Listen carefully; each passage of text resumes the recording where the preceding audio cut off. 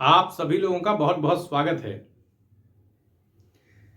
अभी हाल के दिनों में देखा जा रहा है, भारत के अंदर अगर देखें आंतरिक स्तर पर, तो समाज के अंदर एक तनाव की स्थिति देखी जा रही है। खास करके ध्रुवीकरण की जो राजनीति चल रही है उसमें सत्ता को प्राप्त करने के लिए लगातार जो है वो सांप्रदायिकता को हवा दी जा रही है।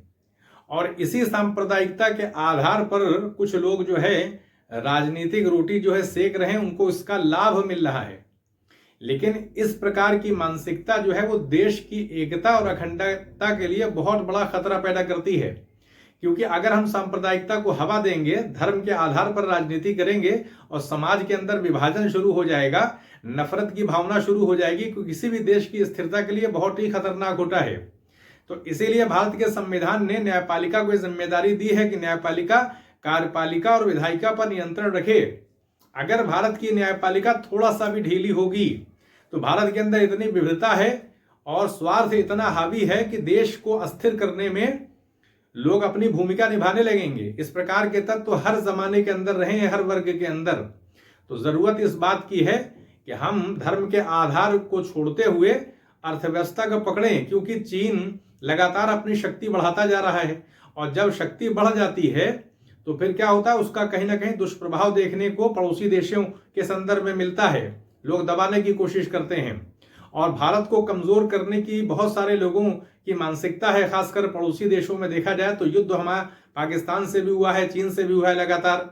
और चीन और पाकिस्तान का कहीं ना कहीं आंतरिक गठजोड़ स्थापित है, क्योंकि पाकिस्तान चीन को फैसिलिटेट कर रहा है। पाकिस्तान के अंदर हालात भी अच्छे नहीं है, वहां भी असमानता बहुत ज्यादा है।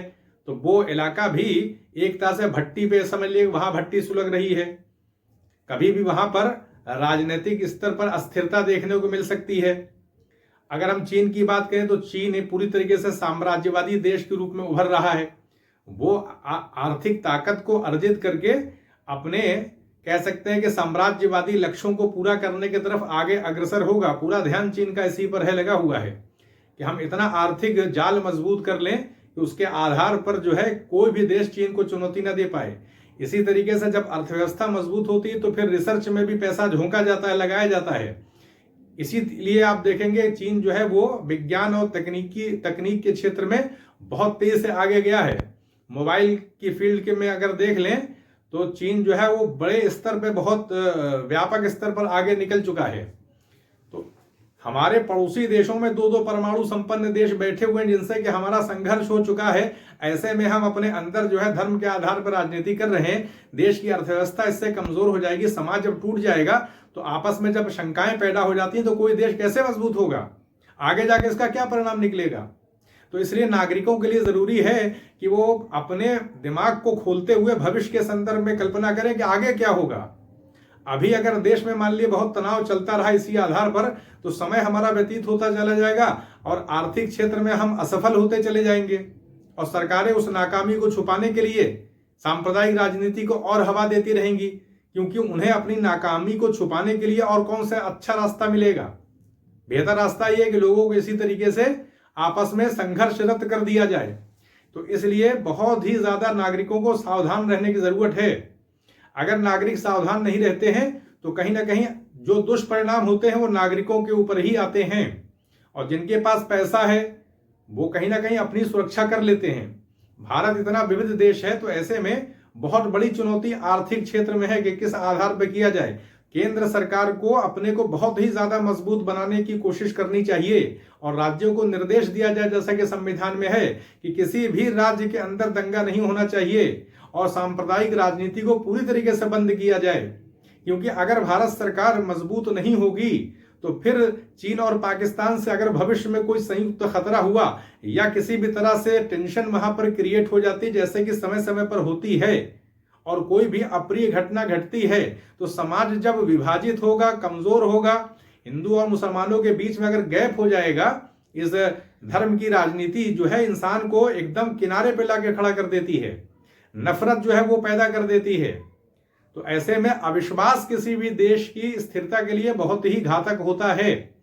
प्रेम जो है वो हमेशा जोड़े रखता है, देश को मजबूत बनाए रखता है, और जो पड़ोसी देश होते हैं उनकी बुरी निगाहें होती हैं, उनको भी एक संकेत होता है कि अगर किसी भी प्रकार का कोई भी षड्यंत्र रचा गया तो उसको असफल कर दिया जाएगा, क्योंकि भारत की जो सेना है वो भी तो भारतीय समाज से ही जाएगी। तो अगर हम समाज को ही प्रदूषित कर देंगे तो सेना के स्तर पर भी कमजोरी दिखाई पड़ेगी। वैसे भी अग्निवीर योजना को लेकर के असंतोष प्रकट किया जा रहा है, क्योंकि कहीं ना कहीं उनको कम प्रशिक्षण दिया जा रहा है। इससे भी सेना कहीं ना कहीं उसकी भी मजबूती प्रभावित हो रही है। चीन के पास जो है बहुत विशाल सेना है और पैसे भी चीन के पास है, संसाधन भी है। विज्ञान और तकनीक के क्षेत्र में चीन बहुत आगे जा रहा है। बड़ी बड़ी परियोजनाएं जो है वो पूरी की जा रही चीन के माध्यम से। तो आगे तो चीन बहुत तेजी से निकल जाएगा और जैसे ही वो शक्ति बहुत ज्यादा अर्जित कर लेगा तो फिर भारत के ऊपर ही वो दबाव बनाएगा, क्योंकि भारत ही चीन को चुनौती दे सकता है, चीन को नियंत्रित कर सकता है। तो ऐसे में चीन चाहेगा कि राजनीतिक तौर पर भारत को कमजोर कर दिया जाए। और ये पॉलिसी रहती है देशों की। अगर हम इतिहास का अध्ययन करें तो हमें बहुत कुछ सीखने का मौका मिलता है। इसीलिए भारत का संविधान भारत के नागरिकों को इस बारे में सचेत करता है कि देश की सुरक्षा, उसकी एकता और अखंडता के लिए जागरूक बने रहें। हमें संविधान का अध्ययन करते रहना चाहिए, क्योंकि देश की सुरक्षा का काम सरकार का भी होता है तो नागरिकों का भी होता है। तो भारत के लिए समर्पित होना पड़ेगा। भारत की सुरक्षा जो है, जब नागरिक समझेंगे कि अगर हम अस्थिर हो गए, धर्म की राजनीति जिससे हमको कुछ ज्यादा मिलना नहीं है, पार्टियों को तो लाभ हो सकता है लेकिन देश का समय चला जाता है, कहीं ना कहीं अविश्वास जो है वो अर्थव्यवस्था को क्षीण कर देगा। सरकार उस नाकामी को छुपाने लगेगी, योजनाएं चलेगी नहीं, ध्यान बढ़ जाएगा, सिर्फ सत्ता को प्राप्त करने की कोशिश की जा रही है। तो इससे हमें आगे जाकर के नुकसान नहीं होगा देश का।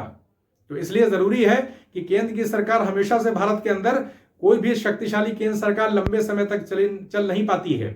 अगर हम मौर्य काल को देखें तो कुछ समय के बाद आप देखेंगे वहां भी पतन दिखाई पड़ता है।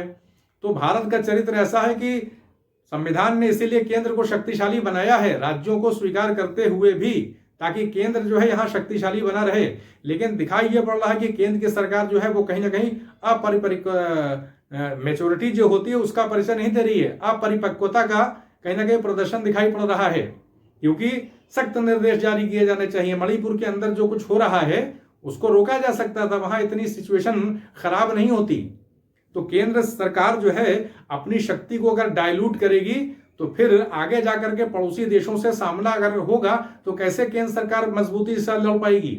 तो ये जरूरी हो जाता है कि नागरिक बहुत सचेत रहें। भारत सरकार को भी बहुत ज्यादा सचेत रहना चाहिए, क्योंकि हम अपने देश के अंदर चाहे जिस तरह रहें, लेकिन पड़ोसी देशों की निगाहें रहती हैं। अगर हम अच्छे से रहेंगे, प्रेम से रहेंगे, अर्थव्यवस्था को मजबूत करके रहेंगे, केंद्र सरकार भी पॉलिसी बनाएगी कि किसी भी तरह से भारत के अंदर फूट न पड़ने पाए, मजबूती को जनरेट किया जाए। तो बहुत सारे राजनीतिक लक्ष्य भी प्राप्त कर लिए जाते हैं, पड़ोसी देशों को फिर कंट्रोल किया जाता है। तो इसलिए जरूरी है कि भारत के अंदर जो संवैधानिक संस्थाएं हैं, चाहे से निर्वाचन आयोग है, तो निर्वाचन आयोग को लेकर के लोगों के अंदर कहीं ना कहीं शंकाएं पैदा हो रही हैं। न्यायपालिका को लेकर के लोग सवाल उठा रहे हैं, खुद वकीलों के द्वारा सवाल उठाया जाता है। इन सारी चीजों को कंट्रोल करना होगा। और एक मजबूत केंद्र तब बनता है जब लोग जागरूक रहते हैं। लोगों की जिम्मेदारी है कि सरकारों के ऊपर दबाव बनाया जाए ताकि वो कहीं से कमजोर न पड़े, क्योंकि सरकारों के द्वारा ही लोगों की रक्षा की जाती है। तो इसलिए ही भारत का संविधान आप देखें, भारत के नागरिकों को दायित्व देता है कि वो जागरूक बने रहें। तो यहीं पे अनुमति दें, चैनल को सब्सक्राइब भी करें, शेयर भी करें। आप सभी लोगों का बहुत बहुत धन्यवाद।